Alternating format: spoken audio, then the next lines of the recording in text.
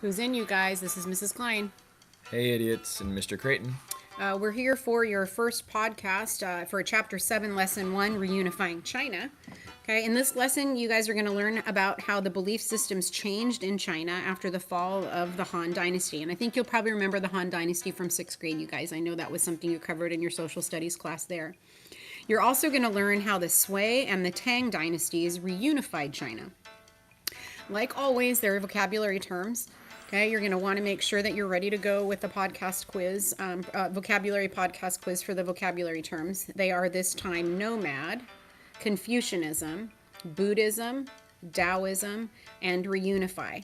And I think it's not a bad idea for those ones that end with an ISM for you to really jot down and be sure about kind of what the beliefs for each one of those religious beliefs kind of stand for, because I think you're going to want to be able to differentiate between the three of them.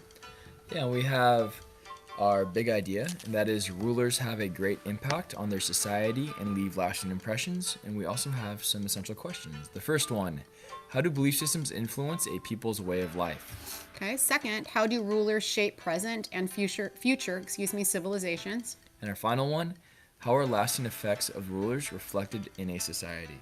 Our first section we'll be going over is the fall of the Han Dynasty. You can find this on page 213. The question we want you guys to be thinking about as we read through, what happened after the Han Dynasty fell in AD 220? Political struggles and social problems weakened the Han Dynasty. It fell in AD 220. China no longer had a single ruler. Okay, various kingdoms fought among themselves. Invaders from the north crossed into northern China. Floods, droughts, and food shortages also plagued the land. Despite these troubles, Chinese culture survived. In the north, the invading nomads, people who moved from place to place, eventually settled down. Gradually, they adopted Chinese customs. In the south, good harvests and growing trade helped people to prosper. Even so, most Chinese people led difficult lives.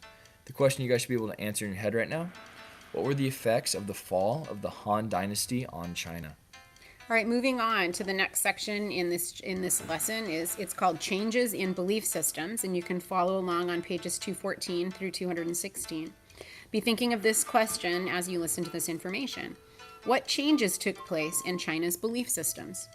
Okay, the hardships after the fall of the Han Dynasty led to major changes in China's belief system. For centuries, the Chinese practiced Confucianism, a belief based on the ideas of Confucius. He taught moral values, ideas of right and wrong.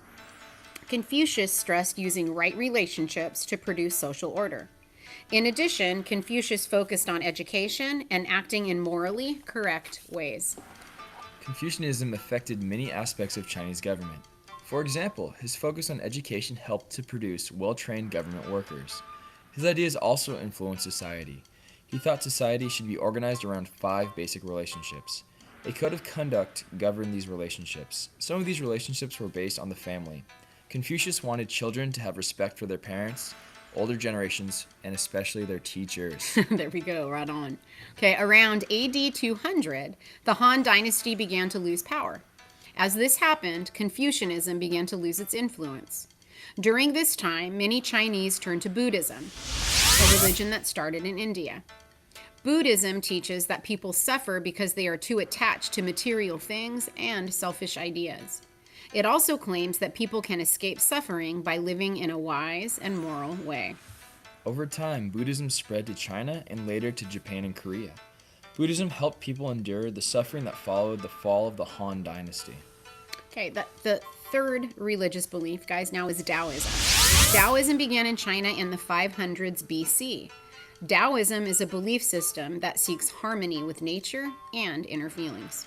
In the AD 600s, Confucianism enjoyed a rebirth, but Confucian thought began to change. Confucian thinkers blended aspects of Buddhism and Taoism into Confucianism.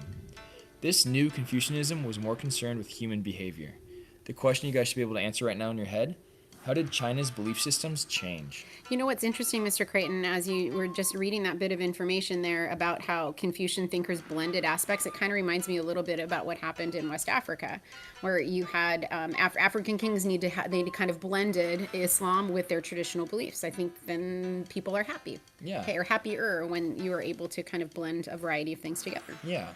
All right. The next section in this lesson, you guys, is the Sui and Tang dynasties, reunifying China.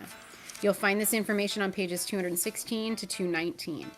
Okay, how did the Sui and Tang dynasties reunify and strengthen China? So after the fall of the Han dynasty, the Chinese suffered more than 350 years of conflict. Okay, that's a long time to be dealing with some conflict. Finally, the Sui dynasty, from 581 to 618, reunified China and brought order. Reunify means to bring a group together after it has been divided. Yang Zhan founded the Sui dynasty. He was a general in the army of the Zhou. The Zhou were rulers in northern China. In 581, Yang Zhan took power by killing the heir to the Zhou throne. By 589, he had conquered the south and reunified China. He became known as Wendi. Wendi brought back old political traditions. These traditions reminded the Chinese of their glorious past.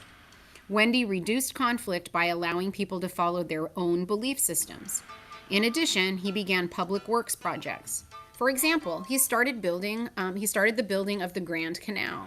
It linked northern and southern China. Wendi and his successor, Yang Di, raised taxes to pay for all the projects. In time, the Chinese people grew tired of high taxes. They then revolted. As a result, the Sui dynasty fell after only 37 years. Okay, then the Tang dynasty was established in 618 by Gao Zu and his son Taizong. It ruled for nearly 300 years. During this period, China expanded its borders on all sides. Tang emperors based the running of the government on Confucian principles. As a result, the Tang government became one of the most advanced in the world. In 690, Wu Zhao became empress.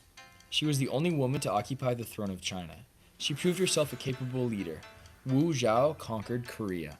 Okay. Another great Tang empire, Xuanzong, came to power in 712. He ruled for more than 40 years. During his reign, Chinese literature and art reached great heights. Okay, you should be able to answer this question after having listened to that section. What methods did the Sui and Tang dynasties use to reunify and strengthen China? Don't forget, you're going to have a vocab quiz tomorrow, a podcast quiz. There are 5 terms, and remember, if they end in ISM, we have 3 of them. You probably want to pay close attention to that. So the terms are nomad, Confucianism, Buddhism, Taoism, and reunify.